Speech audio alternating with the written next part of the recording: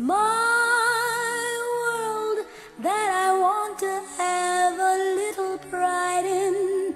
My world, and it's not a place I have to hide in.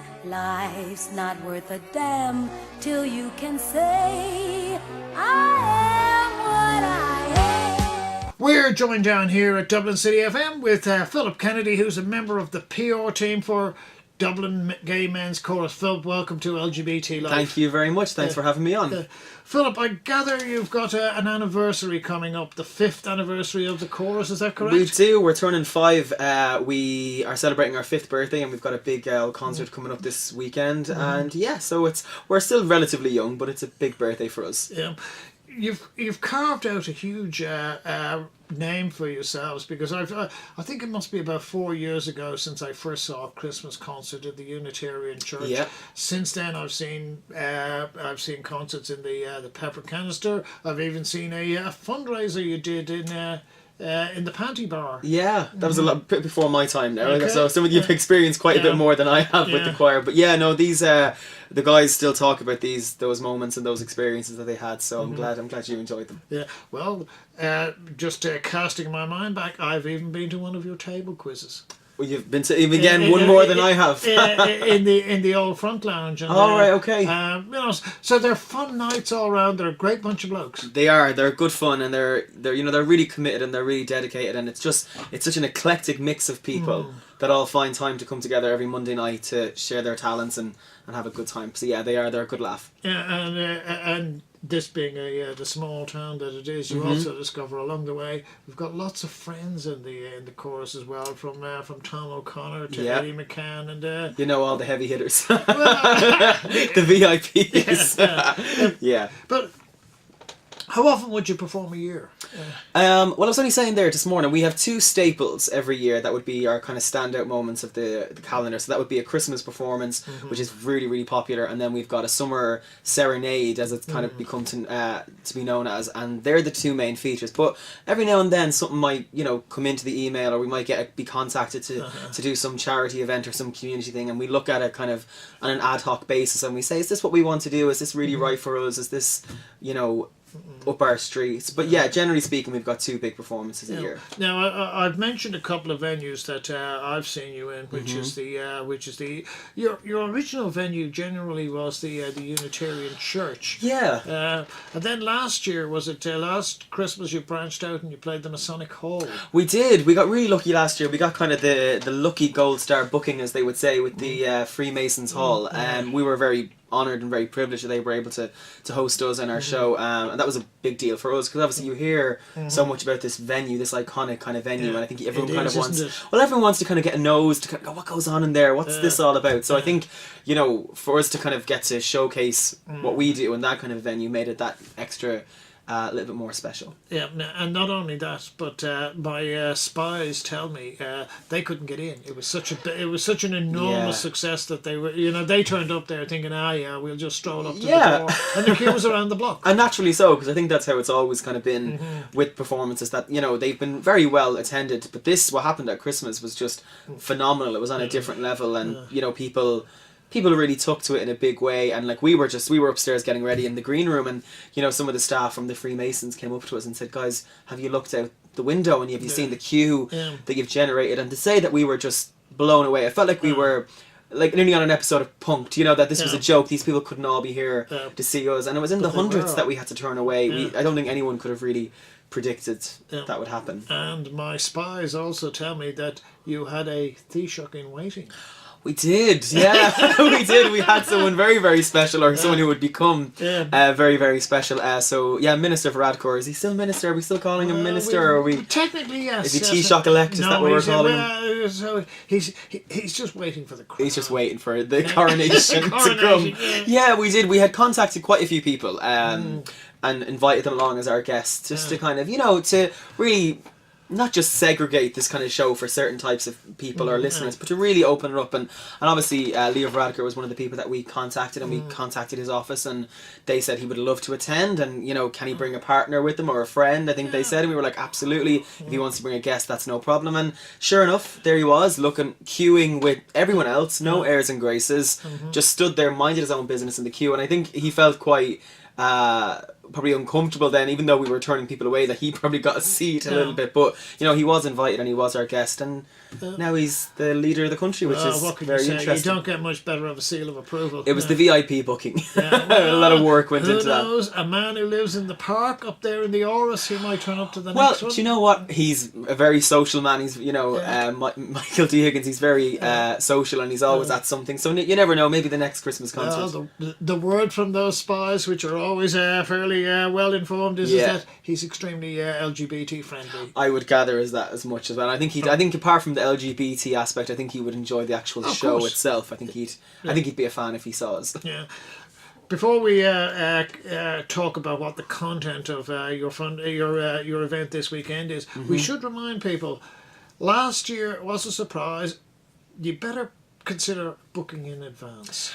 Yeah, that would be the big kind of message that we're sending out, because obviously a lot of people were disappointed at Christmas, and we heard that, we listened to that, we regretted that happened, and this whole ticketed system was something that we'd never really explored before, probably because it wasn't necessary.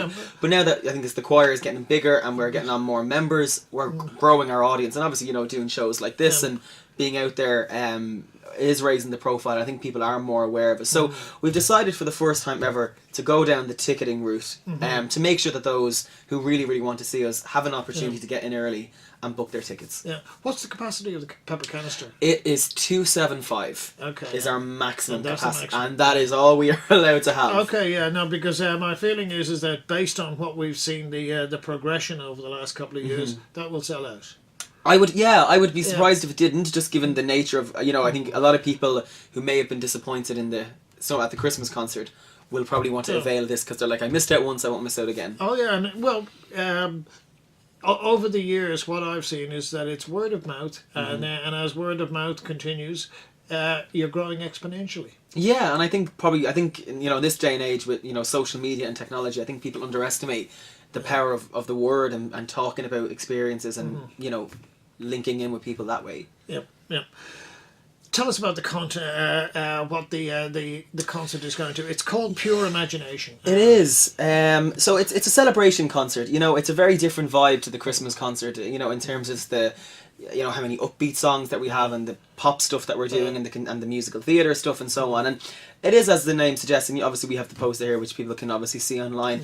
It is a happy celebratory event. We are turning 5, and Pure Imagination obviously is one of the songs that we are going to be singing in the show, and we just kind of felt like when we were looking for a title, what would we call this show? And this song was so popular with all the members of the choir, we said we have to call the show Pure Imagination. So we hope to tell us some of the genres, as we say. See, I'm not going to give too many songs out, but I will tell you some different areas of music. So obviously we've got you've got a lot of church. You've got some church hymns there. Okay, yeah, you've that's got appropriate. Yeah, you've got some classical stuff there. You've got musical theatre. You've got pop. You've got barbershop kind of music. So you kind of are getting a little bit of everything, from across the decades, from way back to as recent as only maybe a couple of years ago for some pieces. Yeah. Now I do have to ask you, because it is called the Dublin Gay Men's Course. Any Barbara? We have a few people who might like to think that that's what we're going to be performing, but no, we I won't say yes or no, but I will say that they will be not the camp criteria will be definitely ticked for those who come along. I think people won't be disappointed. And is it? I don't wish to say. Is there an interactive element, in the sense? Is there a sing-along dimension to it, or should we just sit back and admire your opus? I think the best way to answer that question would be, come along. But if the urge should arise for you to take part, I would definitely join in. But there may be one or two chances for people to flex their vocal range with us too. And what about would you like the proms, for instance? You ever watch the proms? People dress up. would you encourage people to, shall we say, express themselves through the medium of fashion and style? If people would like to, because obviously, we are only a couple of weeks away from Pride, so if people are feeling particularly proud and particularly gleeful and joyful, as the host would suggest, why not? Add a little bit of fun and magic to the show. Yeah, it's a bit unfortunate it's coming close to Pride, because I've actually seen your opposition at Pride. It's all good. It's all friendly. Now, well, of course, they have the other gender in there, the way you guys are all male. Is there any possibility of seeing you at Pride at some stage? Not this year, obviously, but I think a future date. I would like to think so. I think it's a week long. I mean, it's a month long festival, but it's a week long affair, and I think there's definitely room for us to do different bits and pieces. And I suppose for us, we have to work with Pride too, and say, well, what we do is where's the most appropriate place for this in the Pride calendar. But yeah, absolutely, I don't see any reason why. You have done the Bear Fail, haven't you? We have. That was our last kind of outing as a group, and that was when was that? Start of April. That was start of April time, and that was a different experience for some of us too, who'd never been to it before, who weren't too familiar with the event. And obviously Tom O'Connor, our very esteemed member, he obviously is at the reins of that festival, and we were delighted that he asked us to come along. But yeah, so we always, like I said, we look at things and see, well, are we matched to this, and then we go from there. Yeah. And what about new members? People out there who are thinking, I'd like to get along, maybe test out my larynx. Absolutely. The choir, we recruit new members. Sounds like a conscription. We recruit.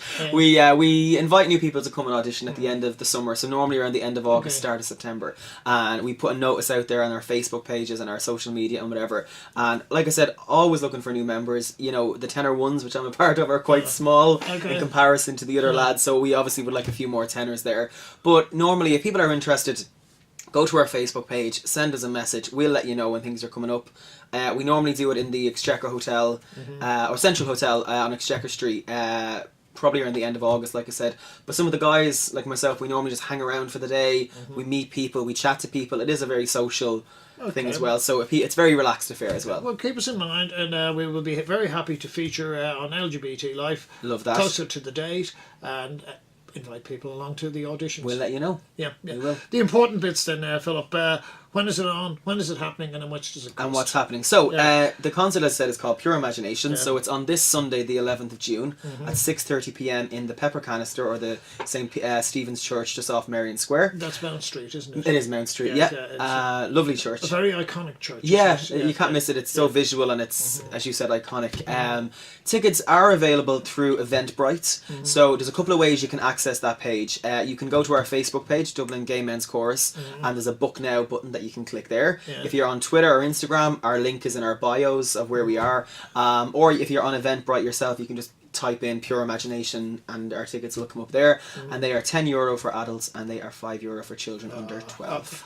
Excellent value all around. Yeah. I would like to think so. Yeah. Now, you can run the risk and turn up without a ticket and hope to book it in the day, but we wouldn't. For disappointment. Yeah, I wouldn't encourage it, and we do think that a lot of people will maybe take that mindset, particularly those who have been, like yourself, our regular kind of attendees who maybe aren't aware of this new feature this year. But like I said, if we're not sold out on the day and there is room, all are welcome, obviously capacity wise, but definitely we would really strongly encourage people to buy tickets before they come along, because they're the people that will get in first of all. And for those who live in more in hope than expectation, there are a few single members. There we have some very eligible bachelors in the choir who are they're lucky catches. They're not up for grabs, but they may be open to offers. They might be easily swayed. You never know. They'll impress you with their singing voice. Yeah, Philip, I've always been impressed with the choir, whether it's the chorus, whether it's at singing events, whether it's at fundraisers, or whether it's at table quizzes. So all we can do is wish you the very best,